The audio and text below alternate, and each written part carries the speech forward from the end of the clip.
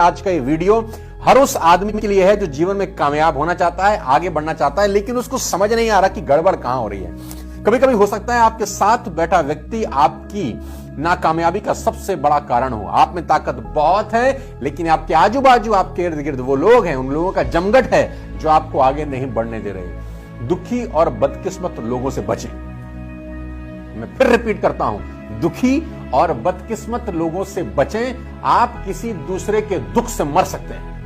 भावनात्मक अवस्थाएं बीमारियों की तरह ही संक्रमित होती हैं। हो सकता है आपको लगे कि आप डूबते आदमी की मदद कर रहे हैं, लेकिन यह याद रखें कि ऐसा करके आप सिर्फ अपनी मुश्किलें बढ़ा रहे हैं। बदकिस्मत लोग बदकिस्मती को अपनी तरफ आकर्षित करते हैं। बुरे लोगों को हमेशा बुरे ही लोग टकरते हैं।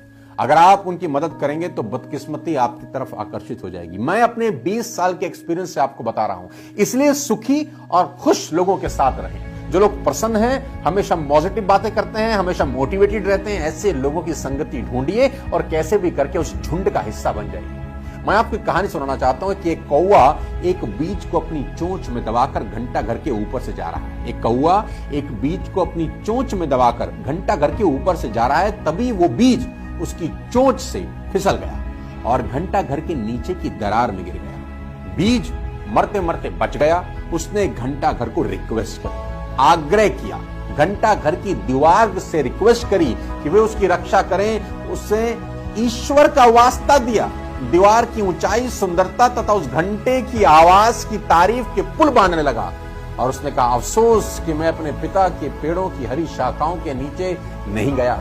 अफसोस कि मैं ऐसी जमीन पर नहीं गिरा जो पत्तियों से ढकी हो, लेकिन कम से कम आप तो मुझे सहारा दें। जब मैं उस चोंच में था तो मैंने कसम खाई थी कि अगर मैं बच गया तो अपनी बाकी जिंदगी एक छोटे से छेद में गुजार दूंगा। यह शब्द सुनकर दीवार को तरस आ गया और उसने उस बीज को वहीं शरण दी जहां वह गिरा था। कुछ ही समय में बीज की जड़ें निकल आई और बीज नीचे पत्थरों की दीवार के बीच में सेंध लगाने लगा और उन्हें दूर खिसकाने लगा। पेड़ की शाखाएं भी आसमान की तरफ बढ़ने लगी और जल्दी ही वह उस घंटा घर से ज्यादा बड़ा हो गया और उसकी गुथी हुई जड़ें इतनी मोटी हो गई कि वह दीवार को ही गिराने लगी और पुराने पत्थरों को उनकी जगह से दूर हटाने लगी। बहुत देर बाद जाकर दीवार को होश आया। ओहो, कि दया के कारण उसने अपने ही विनाश को आमंत्रित कर दिया। साथियों, लेकिन अब अफसोस करने से कोई फायदा नहीं था, क्योंकि कुछ ही समय के बाद वह दीवार गिर गई। कौन व्यक्ति आपके आजू बाजू है, ये बहुत इंपॉर्टेंट है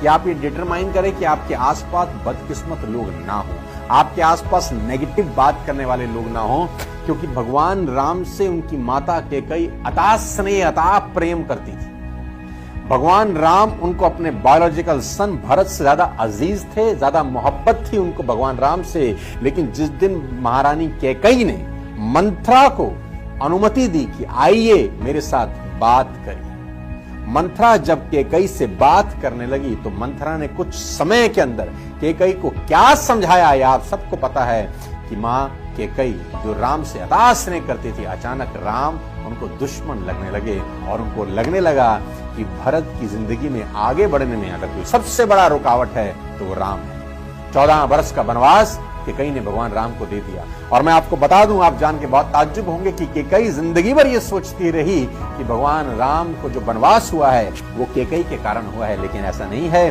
भगवान राम को वनवास कैकेयी के कारण नहीं, इस कारण से हुआ कि उन्होंने मंथरा को मौका दिया उनसे बात करने का और उनको प्रभावित करने का।